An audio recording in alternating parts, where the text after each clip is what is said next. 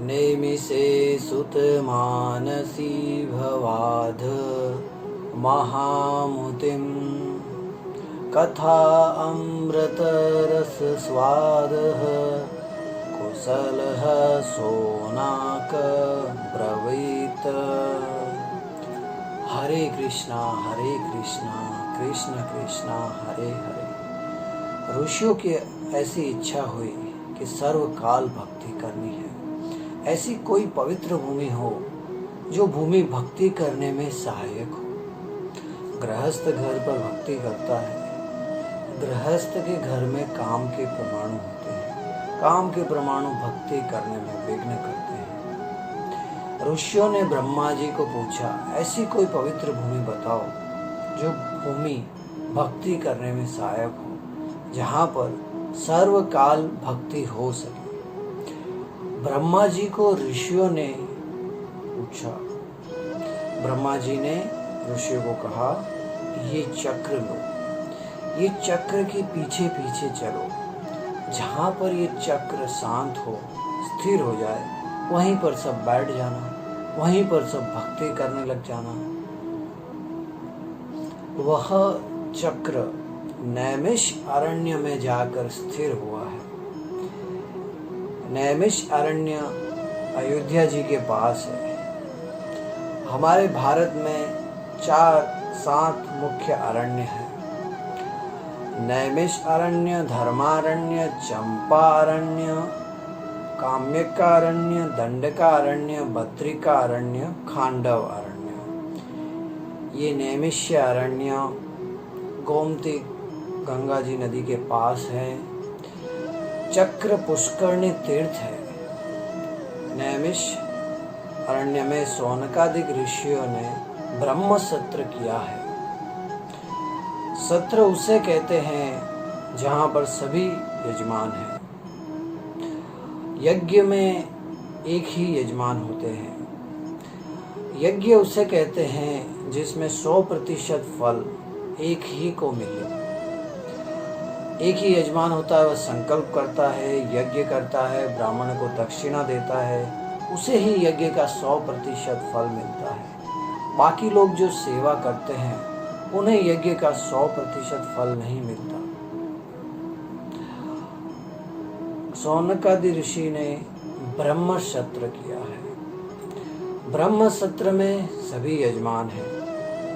जो फल हजारों रुपए खर्च करने वाले को मिलता है, वही फल हर व्यक्ति को मिलता है जो उस सत्र में बैठा है, कथा सुनने बैठा है। कोई वैष्णव गरीब हो, 1000 रुपए खर्च नहीं कर सके, वह अगर कथा सुन लेता है तो उसे भी वही फल मिलता है जो लाखों करोड़ों रुपए खर्च करने वाले यजमान को मिलता है। फल में विषमता है वह यज्ञ है, और फल में जहाँ समता है वह सत्र है। शौनकादि ऋषि ब्रह्म सत्र करने के लिए इकट्ठा हुए हैं। परमात्मा की प्रेरणा से वहाँ सूत जी आए हैं। शौनकादि ऋषि ने सूत जी का सम्मान किया है, उनका वंदन किया है और सूत जी को बहुत सुंदर प्रश्न पूछे हैं। कथा बहुत सारी सुनी है अभी तक। अब कथा सुनने की इच्छा नहीं है। अब कथा का सार तत्व सुना। ये सब ऋषि बालकृष्ण नाम के सेवक हैं। ऋषि सार ग्राही हैं। प्रत्येक में 2 तरह के अंश होते हैं। एक होता है त्याग्यात्मक अंश और एक होता है ग्राह्यात्मक अंश। आम बहुत मीठा है पर गुठली कोई खाता नहीं, सब आम ही खाते हैं। ग्राह्याय अंश को ही ग्रहण करो, सब सार ग्राही बने। प्रत्येक में से सार को ग्रहण करें। इसीलिए कहते हैं कि आम खाओ, गुठलियां मत गिनो। श्री कृष्ण के भक्त सार ग्राही बने। श्री कृष्ण को माखन बहुत पसंद है। माखन सबका सार है। माखन खाने से पेट हल्का रहता है, ऊर्जा जल्दी मिलती है। एक दो लीटर दूध पीने से वायु बनती है। श्री कृष्ण की भक्ति बढ़े, परमात्मा के प्रत्यक्ष दर्शन हो, ऐसा कोई सरल उपाय बताइए। ज्ञानी पुरुष कहते हैं भगवान के दर्शन चर्म चक्षु से नहीं होते, भगवान के दर्शन ज्ञान चक्षु से होते हैं। बाहर जो आंख है वह चर्म चक्षु है। भक्ति जब अतिशय बढ़ती है तब चर्म चक्षु से भी परमात्मा दिखते हैं। तब उसी आंख से, जिस आंख से जगत दिखता है, उसी आंख से परमात्मा दिखते हैं। ज्ञानी कहते हैं कि भगवान दृश्य नहीं दृष्टा है, भगवान सबको देखते हैं। दृश्य तो क्षण क्षण बदलता है, भगवान का स्वरूप नहीं बदलता, इसलिए भगवान दृष्टा है। वेदांत का सिद्धांत अच्छा है। भक्ति में ऐसी शक्ति है कि जब भक्ति अतिशय बढ़ती है तब भक्त दृष्टा बनता है और भगवान को दृश्य बनाना पड़ता है। भक्ति भगवान को दृश्य बनाती है। तुलसीदास जी को चित्रकूट में राम लक्ष्मण सीता जी के प्रत्यक्ष दर्शन हुए। मीराबाई को गोपाल जी के दर्शन चर्म चक्षु से हुए। सोनक आदि मुनियों ने अनेक प्रश्न किए हैं, कल्याण किसे कहते हैं बताओ। आजकल तो कुछ लोग ऐसा समझते हैं कि 1-2 करोड़ रुपए आ जाए कहीं से, कल्याण हो गया। पैसे से सुख नहीं मिलता, पैसे से दुख की समाप्ति नहीं होती। पैसे से सुख मिलता है और पैसे से दुख की समाप्ति नहीं मिलती। जिसके हाथ में पैसा है वो अंदर से दुखी है, उसका मन अशांत है। कल्याण का स्वरूप बताओ, कल्याण किसे कहते हैं, कल्याण प्राप्ति का सरल उपाय बताओ। कलयुग का मानव दुर्बल है, वे कठिन साधन कर सके ऐसा नहीं है। मानव में बुद्धि अल्प है, शक्ति अल्प है। अल्प शक्ति अल्प बुद्धि होने पर भी मानव शक्ति का विनाश करता है। हमारे लिए व्यास जी ने लिखा है, कलयुग में मानव मंद बुद्धि वाले होंगे। कलयुग के लोग दुबले होंगे। कुछ लोग ऐसा समझते हैं मैं बहुत होशियार हूँ, ये सब मैंने कमाया है, मैं बहुत बुद्धिमान हूँ। हमारे लिए व्यास जी ने लिखा है, कलयुग का मानव मंद बुद्धि वाला है। जो काम करने की जरूरत है वो नहीं करता और जो करने की जरूरत नहीं है वो करता है। इसीलिए हमारे लिए व्यास जी ने कहा है बहुत मंद बुद्धि वाला है। सुबह 4 बजे उठकर भगवान की भक्ति, भगवान का ध्यान स्मरण करने की बहुत जरूरत है। पर मानव तो 4 बजे सोता है, उसकी वेब सीरीज ही 4 बजे तक पूरी नहीं होती, नींद पूरी नहीं होती, सुबह का सब काम खराब होते हैं। लोग यात्रा करते हैं, दान देते हैं, ठीक है। अति उत्तम तो यह है कि सुबह 4 बजे उठकर अपने ही घर पर भगवान की भक्ति करें। मंदिर जाने की भी कोई जरूरत नहीं, मन से भगवान का स्मरण करें। अभी कोरोना का प्रकोप बहुत बढ़ रहा है, तो घर पर ही सुबह सुबह उठकर भगवान का स्मरण करें, भगवान के नाम का ध्यान करें, प्रेम से पूजा करें, जप करें, आपका कल्याण होगा। जो काम करने की जरूरत नहीं वो करता है। इसीलिए व्यास जी ने लिखा है, कलयुग का मानव मंद बुद्धि वाला है। मानव व्यवहार का काम करता है तब एकाग्रचित होकर करता है। दाल में जब नमक डालते हैं तो एकाग्रचित होकर डालते हैं। अगर ज़्यादा डाल दिया तो दाल बिगड़ जाएगी और कम डाला तो फीकी रह जाएगी। जैसी एकाग्रता दाल में नमक डालते समय है, ऐसी एकाग्रता अगर भक्ति में आ जाए तो बेड़ा पार हो जाए। कुछ लोग रुपये गिनते हैं तो आंख से रुपये के दर्शन करते हैं, बंडल को ध्यान से देखते हैं, कहीं गलती से खोटा रुपया नहीं आ जाए, नकली नोट तो नहीं है, निकाल दो इसको, बाहर निकाल दो नकली नोट। कोई कुछ कहता है तब सुनाई नहीं देता। रुपये गिनते हैं तो एकाग्रता बड़ी दृढ़ होती है। कहते हैं कि आपने कुछ कहा था क्या? मैंने सुना नहीं, मैं तो रुपये गिन रहा था। रुपये गिनते समय कैसी एकाग्रता है। ऐसी एकाग्रता अगर भक्ति में हो तो मानव का कल्याण हो। रुपये गिनते समय क्या एकाग्रता है, और माला फेरते समय कोई दूर से भी कुछ कहता है तो सुनाई दे जाता है। ऐसी एकाग्रता है, ऐसी एकाग्रता, रुपये गिनने वाली एकाग्रता लाइए भक्ति में और देखिए आपका कल्याण हो जाएगा। इसीलिए व्यास जी ने लिखा है, कलयुग के मानव की मंद बुद्धि है, दुर्बल है, आलसी है, अभागी है। भजन आनंदी संतों का सत्संग मिले नहीं मिलता। इसीलिए कहा है कि भजन आनंदी संतों का सत्संग नहीं मिलता, इसलिए वह अभागी है। कुसंग में रहना पड़ता है, इसीलिए वह अभागी है। जीवन थोड़ा है और थोड़े से जीवन में मानव विघ्न बहुत है। साधन सरल होगा तो ही कलयुग का दुर्बल मानव कर सकेगा। कठिन साधन कलयुग का दुर्बल मानव कर नहीं सकेगा। कल्याण का स्वरूप बताओ, कल्याण प्राप्ति के लिए सरल साधन बताओ। भगवान श्री कृष्ण कौन है, वे कैसे भगवान बने वो समझाओ।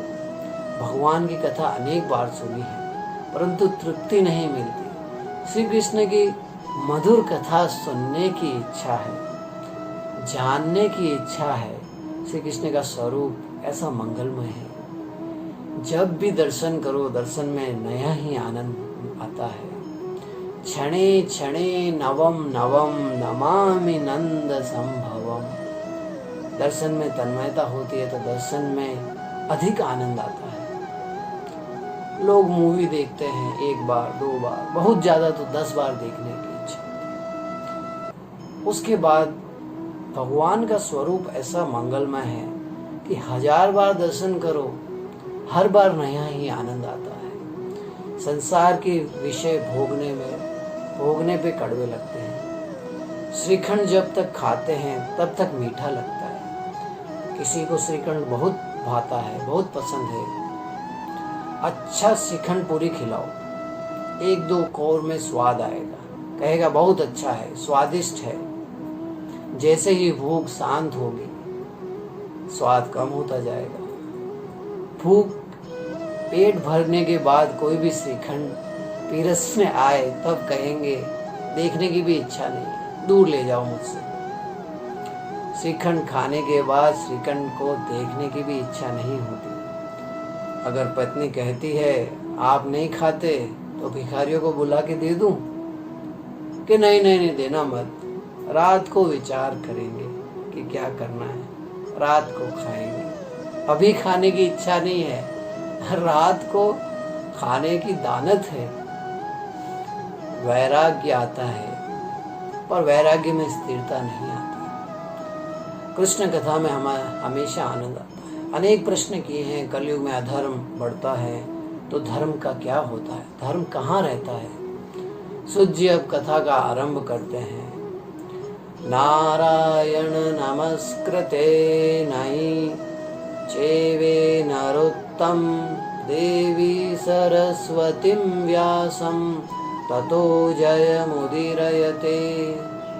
भरत खंड के मालिक देव बद्रिका आश्रम में विराजे नर नारायण देव हैं। भारत में कोई भी सत्कर्म हो उसके आरंभ में नर नारायण को वंदन करते हैं। इसी भूमि के मालिक देव बद्रिका आश्रम में विराजे नर नारायण हैं। भगवान जब आपको बुलाए तब प्रत्यक्ष दर्शन करना, आज मन से ही दर्शन करो। नारायण भगवान पद्मासन में विराजे हैं। बद्री नारायण तपस्वी हैं, तप प्रिय हैं। जो तपस्या करता है उस पर जल्दी प्रसन्न होते हैं। बद्री नारायण भगवान राजाधिराज है, उनकी सब सेवा तपस्वी की सेवा है। बद्री नारायण तप प्रिय है। पांडरपुर में विराजे श्री विट्ठलनाथ जी महाराज कीर्तन प्रिय है, कीर्तन सुनते हैं। वैष्णव कीर्तन करते हैं तो भगवान का शयन नहीं होता, उनको कीर्तन सुनने में बहुत आनंद आता है, रात भर कीर्तन सुनते हैं। श्री विट्ठलनाथ जी महाराज कीर्तन प्रिय है। बद्री नारायण जी तप प्रिय है। श्रीनाथ जी बाबा भोग प्रिय है। श्रीनाथ जी में अनेक प्रकार के भोग आते हैं। भगवान थोड़ा ग्रहण करते हैं और भक्तों को प्रसाद देते हैं। श्रीनाथ जी बाबा भोग प्रिय है, विठल नाथ जी महाराज कीर्तन प्रिय है, द्वारका नाथ जी सेवा प्रिय है, जगन्नाथ जी कौतुक प्रिय है। नगद जगन्नाथ जी की सब लीलाएं कौतुक से भरी हुई है। दक्षिण भारत में कावेरी नदी के किनारे श्री रंगनाथ जी विराजे हैं। रंगनाथ जी निंद्रा में रहते हैं। रंगनाथ जी भगवान योग निंद्रा में ही होते हैं। लक्ष्मी जी को आज्ञा की है, भगवान की आज्ञा अनुसार लक्ष्मी जी सब काम करते हैं। लक्ष्मी जी चरणों की सेवा करते हैं। अगर कोई पूछना होता है तो लक्ष्मी जी चरणों की सेवा करते करते जोर से चरण दबाते हैं। भगवान आँख खोलते हैं, पूछते हैं क्या हुआ। लक्ष्मी जी कहते हैं ये आया है, क्या करना है इसका। भगवान कुछ आज्ञा दे देते हैं, वैसे लक्ष्मी जी करते हैं और फिर सो जाते हैं कि भाई मुझे सोने दो, मुझे आराम करने दो। बद्री नारायण तप है। बद्री नारायण में लोग गर्म कुंड में स्नान करते हैं। प्रकृति का कैसा चमत्कार है। हिमालय में से गर्म जल बाहर आता है। लोग तो गर्म जल में स्नान करते हैं, बद्रीनारायण भगवान गंगा जल से स्नान करते हैं। सुबह 4 बजे गंगा जल से अभिषेक होता है। ठंडा गंगा जी का जल बहुत ठंडा होता है। बद्री नारायण जी तप प्रिय है, बहुत हमेशा तप करते हैं। तप करने से शरीर में गर्मी बढ़ती है, इसीलिए उनका शीतल गंगा जल से स्नान होता है। अभिषेक के बाद उनको चंदन अर्पण किया जाता है। चंदन सिर से लेके गले से लेके पांव तक, चरण से लेके गले तक चंदन लगाया जाता है, क्योंकि वह तप करते हैं। चंदन शीतलता प्रदान करता है। तप से श्री शंकर जी को हिमालय में कैलाश पर्वत पर गर्मी लगती है। तप की यही महानता है। तप से ऊर्जा बनती है, तप से शरीर गर्म रहता है। लक्ष्मी जी को कहा है मेरे साथ बैठना नहीं। लक्ष्मी जी बाहर विराजते हैं। तपस्या का आदर्श प्रस्तुत किया है। जिस पुरुष को तप करना है उसे स्त्री संग से दूर रहना चाहिए। जिस स्त्री को तपस्या करनी है उसको पुरुष संग से दूर रहना चाहिए। स्त्री का संग, पुरुष का संग, बालक का संग, द्रव्य का संग ज्ञान में, भक्ति में विघ्न करता है। लक्ष्मी जी कोई स्त्री नहीं। लक्ष्मी नारायण दोनों एक ही हैं। जहाँ भेद है वहाँ भोग है, जहाँ अभेद है वहाँ अभय होता है। लक्ष्मी वहीं नारायण है, नारायण वहीं लक्ष्मी है। लक्ष्मी जी का स्वरूप स्त्री जैसा लगता है। हनुमान जी महाराज का स्वरूप वानर जैसा लगता है। हनुमान जी वानर नहीं है। तुलसी का स्वरूप पौधे जैसा लगता है। तुलसी जी पौधे नहीं है। मानव में काम भाव इतना बढ़ गया है, भगवान को भी ऐसी नज़र से देखता है। ये पत्नी है, ये पति है। भगवान में जो लौकिक भाव रखता है उसकी भक्ति बढ़ती नहीं। भगवान में जो लौकिक भाव रखता है उसकी भक्ति में विघ्न आते हैं। स्त्री भाव से, पुरुष भाव से भगवान के दर्शन मत करो। भगवान बुलाए तब प्रत्यक्ष दर्शन करना। अभी यहीं बैठे बैठे बोलो श्री बद्री नारायण भगवान की जय। कथा में जय बोला करो, आपका कल्याण होगा। भगवान आपके जय नहीं बोलने से भगवान की हार नहीं होती। हार तो मानव की होती है। भगवान की कभी हार नहीं हुई है और न ही कभी भगवान की हार होगी। मानव जीवन क्या है? एक बहुत बड़ा युद्ध है। जाना है भगवान के चरण में, माया जाने नहीं देती।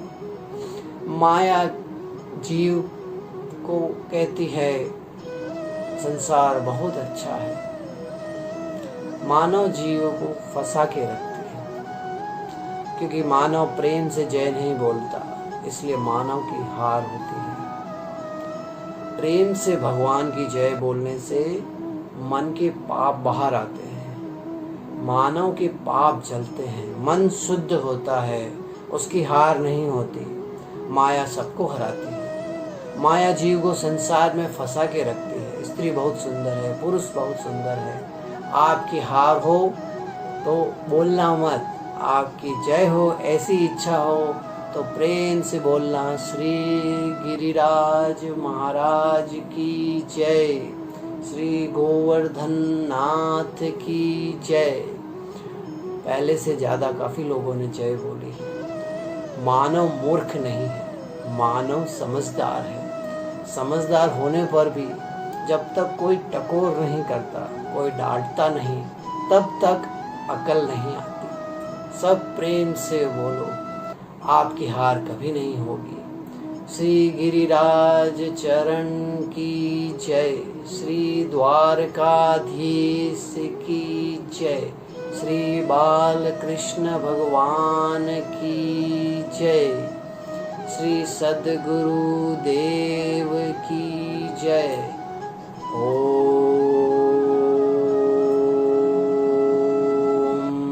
नमः पार्वती पतये हर हर महादेव। ओम सर्वे भवन्तु सुखिनः, सर्वे सन्तु निरामया, सर्वे भद्राणि पश्यन्ति, मा कश्चित् दुःखभाग्य भवते। ओम शांति शांति शांति।